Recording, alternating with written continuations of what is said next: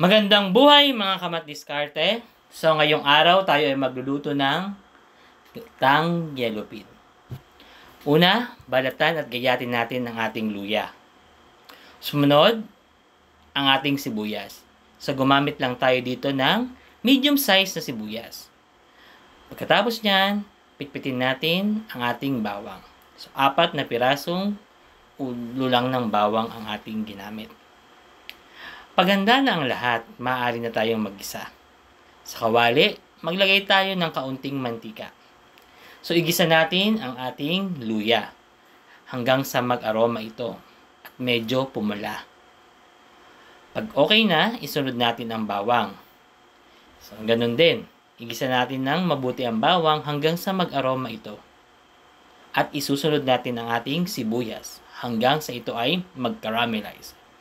Pag naigisa na natin ang lahat, isunod na nating ilagay ang ating isda. Lagyan natin ng asin at pampalasa. At ilagay natin ang ikalawang piga ng gata. Takpan ito hanggang sa kumulo. Habang hinihintay natin na kumulo, gayatin muna natin ang mga talong. So dito, gumamit tayo ng 4 na pirasong talong. So, hinati lang natin sa gitna.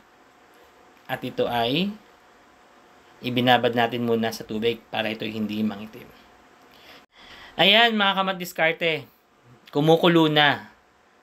Lagyan natin ito ng paminta at suka. Huwag nating haluin o takpan. Hayaan lang muna natin itong kumulo. So kung umabot ka sa part ng video na ito, mga kamat-diskarte, paki-comment naman kung tagasan ka para malaman namin kung hanggang saan umabot ang video na ito. Huwag din natin kalimutan tikman para malaman natin kung kailangan pa natin magdagdag ng mga pampalasa. Dito rin maglalagay din tayo ng asukal, pambalanse ng tamis, alat at asim.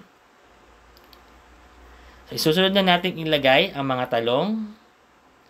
Ibuhusan natin ang ating kakang gata o ang unang piga na gata. So ilalagay na rin naman natin ang ating siling panigang. So, hayaan na lang natin itong kumulo hanggang sa maluto ang gata.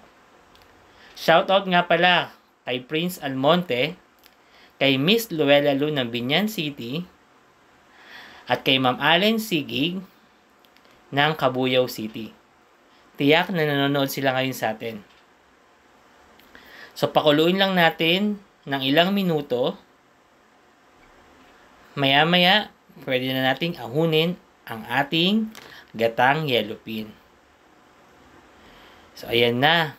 Luto na, mga kamat-diskarte, ang ating gatang yellow pin. So, maaari na tayong kumain. So, tayo na magsasandok. Ililipat na natin siya sa ating mangkok. Ayan.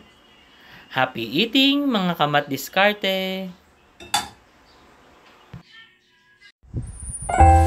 Thanks for watching! Don't forget to subscribe! Bye!